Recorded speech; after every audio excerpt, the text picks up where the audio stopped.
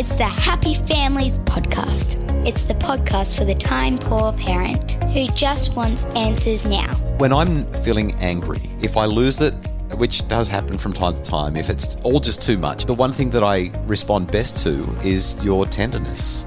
And now here's the stars of our show, my mum and dad. Being a parent will tax you, it will test you, it will try you, it will teach you a lot of things about yourself, and sometimes those things that you learn about yourself are not the kinds of things that you wish that you knew. And they make you want to change, hopefully, at least if you're intentional about it and trying hard, which we know that listeners of the Happy Families podcast are doing. Hello, I'm Dr. Justin Coulson, the parenting expert on Channel 9's Parental Guidance. Season 2 is coming soon. The edits are underway, and it's going to be such a great season. I'm here with Kylie, my wife and mum to our 6 children, one of whom lost the plot last night again. Kylie, as she does most days. Well, it's winter, and I thought that it might be a good idea for her to... Excuse me, can I just mention this? It's only winter for one more week. One more week of winter. I just can't wait for winter to be over. And we were on top of everything. And so I thought maybe what I would get her to do is actually have a bath a little bit earlier so she wasn't walking around with wet hair just before bedtime.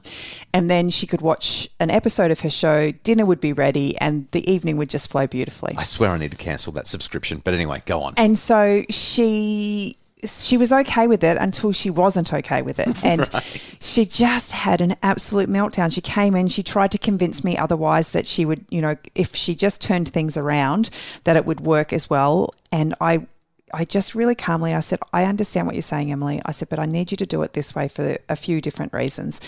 Anyway, her emotions escalated. She threw my pillows and my cushions off the bed, my throw. It all just went everywhere, and she was going for it.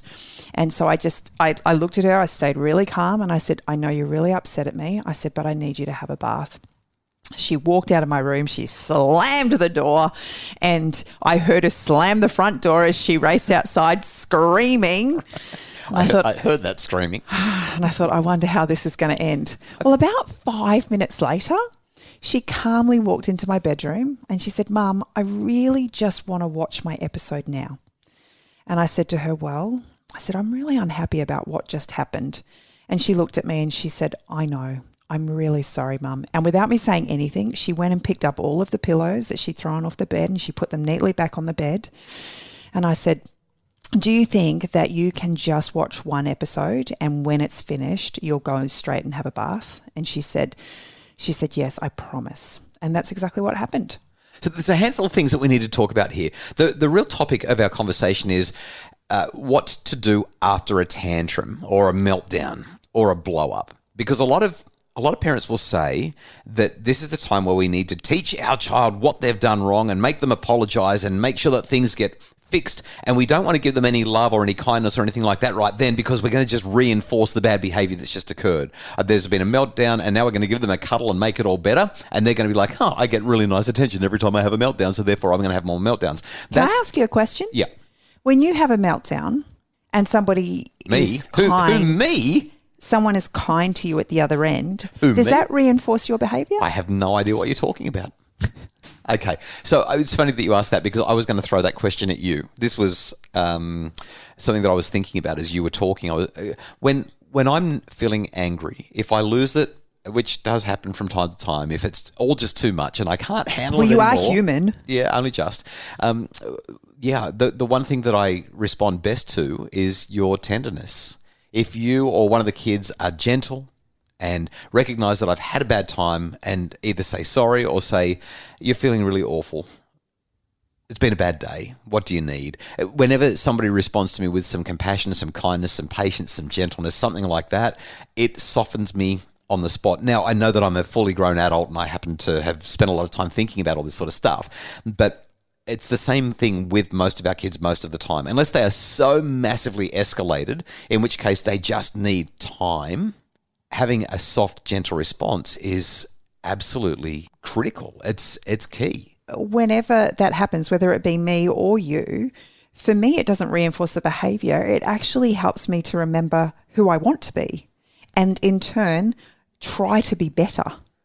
So it actually elevates my behaviour as opposed to recreate the same kinds of things that we think will happen if we give our children the attention that they need in those times. Let me say it really clearly. After a tantrum or meltdown or a blow up, whatever it is, deeply connecting with your child and affirming to them that you see them as good and lovable is not going to reinforce bad behavior. What it will reinforce is that they are lovable and that they are worthy. And that they're safe. And that they're safe. And it will also teach them empathy and compassion, self-compassion and compassion for others and resilience. It teaches them repair after rupture, which may be one of the most important skills that they can develop. A meltdown, a temper tantrum, it's not quote unquote bad behavior. It's a dysregulated child trying to communicate and doing a really bad job of it because they're clumsy and they don't have the skills. I was just thinking about it and thinking about the times where I've really lost it, and you've obviously been a soft place for me. If you hadn't have been that soft place for me and either matched my own thoughts or were just a hard place, the thoughts and feelings that are going through my head at that moment are really unkind. I'm already berating myself. I feel awful. And when somebody comes in behind me, they either will do one of two things. They'll diffuse that and help me to remember that what I'm thinking is not truth, or they'll reinforce it. And when you think about that and think about the power you have to create positive self-talk with your children, that's powerful. After the break, we're going to talk about a couple of other brilliant things that you did last night without even knowing it potentially, and what we can do when our kids are losing it. Family life is pretty tough going sometimes. Most days are a struggle between strong-willed children and frazzled parents, but it can be better. The 21 Days to a Happier Family program is designed for busy parents who want a calmer, happier family. And it can be done with evidence-based strategies and practices that really work in 21 days. All resources are available for your family for 21 Days to a Happier Family at happyfamilies.com.au. It's the Happy Families Podcast, the podcast for the time-poor parent who just wants answers now. So last night, one thing that you did when our little one was really upset and came in, threw things all over the room, slammed the door, walked out, is you did, it's actually something you didn't do. You didn't let your ego get in the way. Now, I don't know if it was because you were just exhausted and you couldn't be bothered and you're over temper tantrums. Oh, I might have been reading a book. You were in the middle of a book and you're like, oh, if you want to have a tantrum, that's up to you. But regardless of what was going on there, the central thing that's happening is when we get ego invested, we start to fight fire with fire. We say, you can't be disrespectful like that. And if you're going to disrespect me, well, I'm your parent and you're not to be disrespectful to me like that. So we say that's unacceptable. And we end up in this power struggle. The child throws something, we throw something back, usually words. We demand that they apologise. We tell them to pick that up. So they're already upset about one thing, and now we're telling them to pick that up, but they're going to prove that they don't have to pick it up. And so they're going to fight. And now we're fighting about the fact that they've thrown this thing on the floor, or that they've spoken disrespectfully, or all of these things, and it gets bigger. It escalates. Yeah, it escalates really big. What you've done is essentially you've kept your ego out of it and acknowledged you're really cranky at the moment. And she's been even crankier, and so she's walked out because she doesn't want to be near you. And she's had space. She's had the time. And I just think as parents, if we can give our kids the space and time to figure this stuff out, sometimes they only need 5 minutes, like we saw last night. Sometimes they need more than that, and that's fine. But what they do then is they come back to us. They're drawn to us because they know that we love them. They know that they're worthy. They know that we're not going to reject them, but that we're going to allow them to work on the repair. And when we do it regularly and consistently, and that's what I love about this instant, the first time you do it, it may not work at all. The first 10 times you do it, it may not work at all.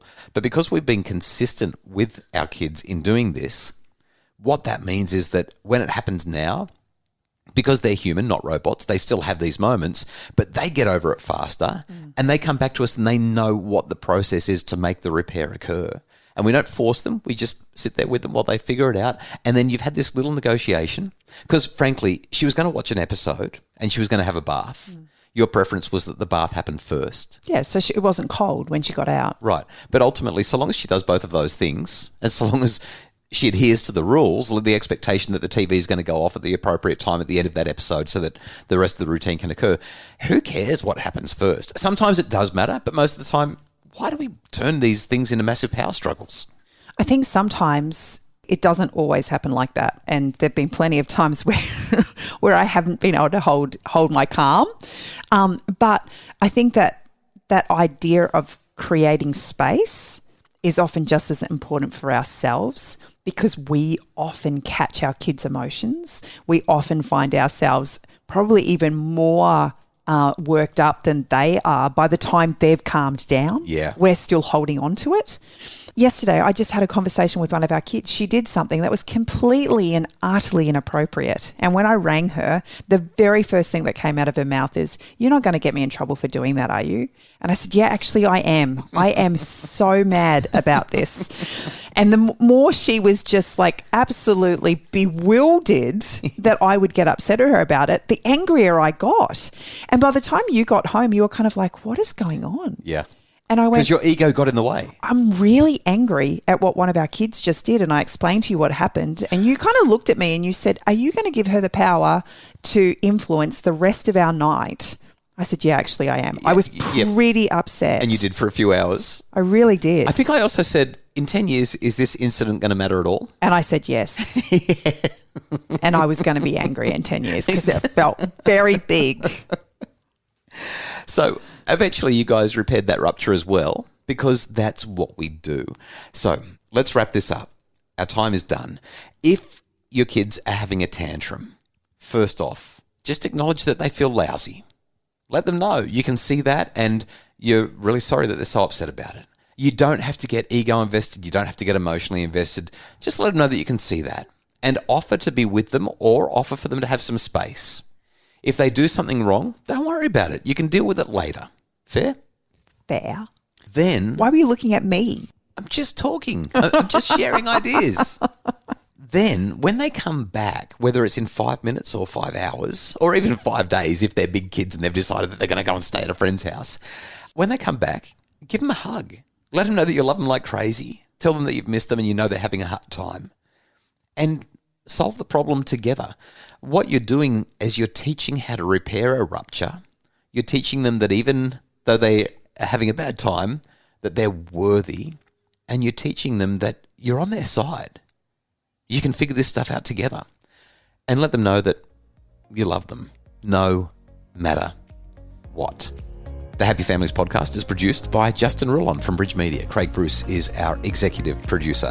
If you would like more information about making your family happier, please visit our bookstore at happyfamilies.com.au or jump online to our Facebook page, Dr. Justin Coulson's Happy Families.